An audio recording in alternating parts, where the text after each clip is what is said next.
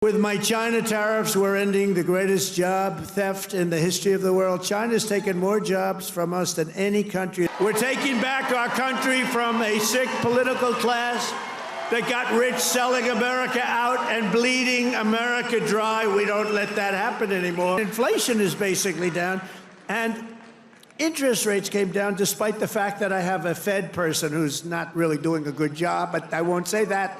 I want to be very nice. Tyler, the energy in the room cannot be understated here. This is a very happy crowd as Donald Trump makes his way to the next 100 days.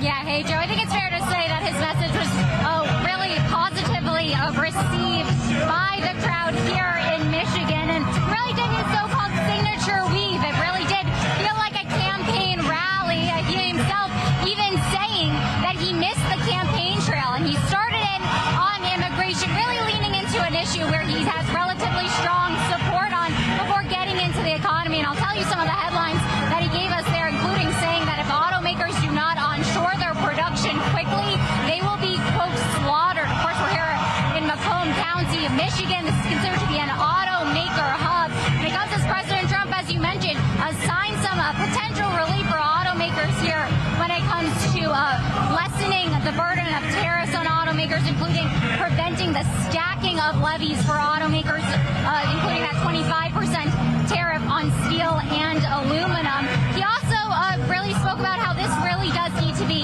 a bid to boost domestic production, not just when it comes to the private sector, but he also spoke about those trading partners, saying that everybody ultimately wants to come and negotiate with the U.S., but if he doesn't like a deal, that he'll just separate himself and walk away from negotiations. He added that he's putting America first over China first. That was particularly interesting framing here, particularly as Bloomberg News reports that Xi Jinping is currently experiencing a wave of nationalist support as the U.S. says that China needs to take the first step here to de-escalate any trade tensions, even with the Treasury Secretary earlier this week saying that there is an escalation ladder that the U.S. will use if it needs to get Beijing to the negotiating table.